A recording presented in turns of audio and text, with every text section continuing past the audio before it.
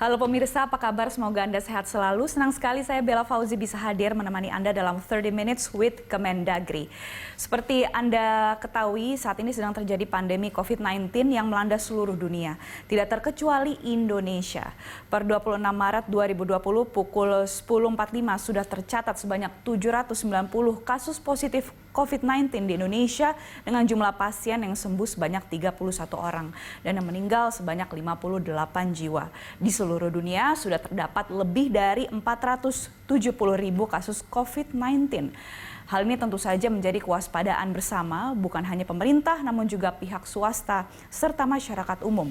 Untuk itu kali ini kita akan membahas lebih dalam mengenai COVID-19 serta bagaimana roda pemerintahan baik di tingkat pusat maupun di tingkat daerah dapat terus berjalan dalam situasi seperti ini. Pemirsa, inilah 30 Minutes with Kemendagri.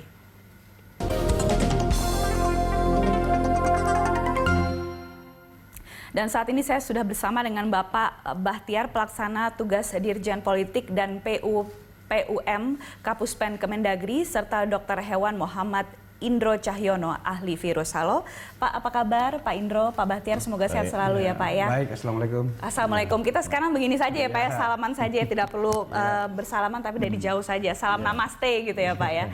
Oke, nah dari Bapak Bahtiar sendiri bagaimana Bapak melihat pemerintah sejauh ini menanggapi kasus COVID-19 yang per hari ini sudah di Indonesia sendiri sudah 790 kasus ya jumlahnya. Iya, pemerintah sangat serius menangani ini.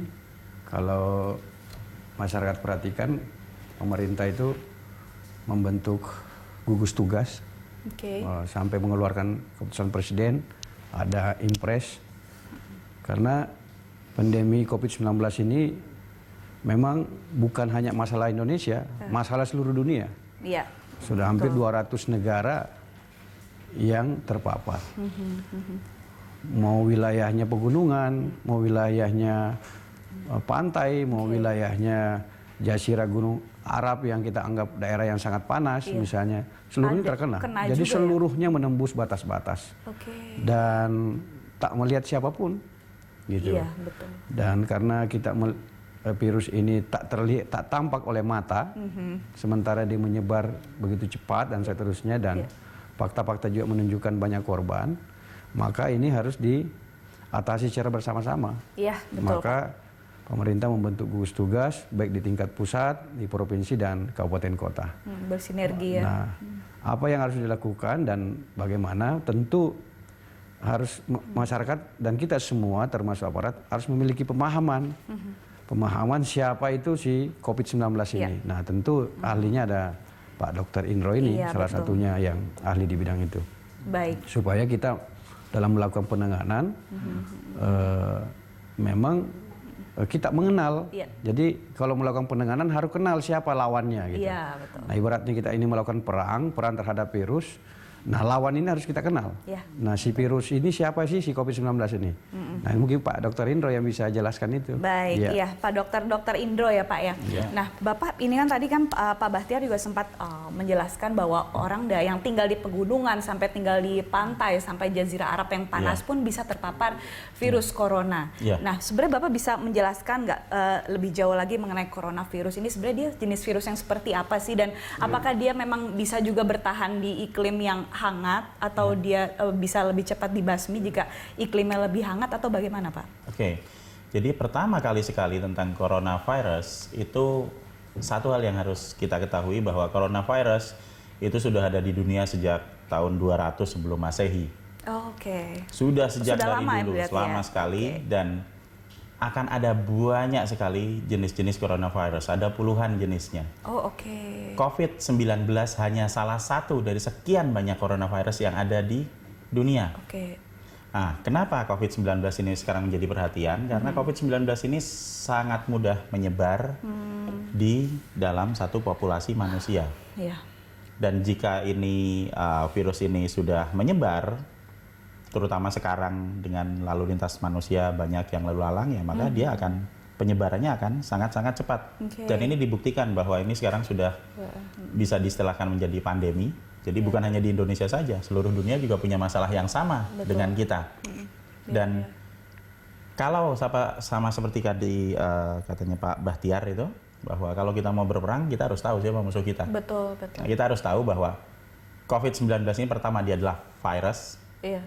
Kita tidak bisa lihat virusnya, tapi kita tahu struktur virusnya itu. Iya, betul. Jadi kalau dibayangkan seperti bola, kemudian yang ada duri-durinya itu, spike-nya. Nah, seluruh permukaan bola dan duri-durinya itu terdiri dari protein. Iya. Sama glikoprotein. Sehingga semua material yang bisa dipakai untuk melarutkan lemak akan bisa dipakai buat ngancurin virusnya. Virus itu. Iya. Tidak harus alkohol 70%. Kita ada bagus, tapi sabun bisa dipakai. Cairan lain misalnya seperti yang untuk cuci piring itu, cairan cuci piring bisa dipakai untuk menghancurkan. Pembersih lantai bisa dipakai untuk menghancurkan. Apapun bahan yang bisa dipakai untuk melarutkan lemak yang ada di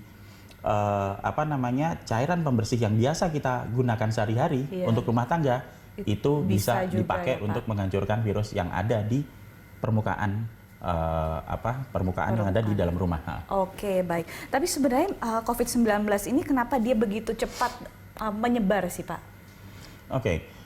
Penyebarannya karena rahasianya itu ada di ujungnya dari durinya COVID-19 itu. Jadi ada bola, kemudian nanti ada duri-duri begitu, protein S, dan di ujungnya itu ada bagian kecil namanya RBD, reseptor binding domain. Yang dia akan sangat mudah untuk menempel di reseptor yang ada di manusia, dan itu hanya di manusia, nggak ada di hewan. Dan ini dia sangat-sangat mudah nempel, sehingga begitu dia kesebar, maka dia akan sangat mudah menginfeksi satu manusia dengan manusia yang lainnya.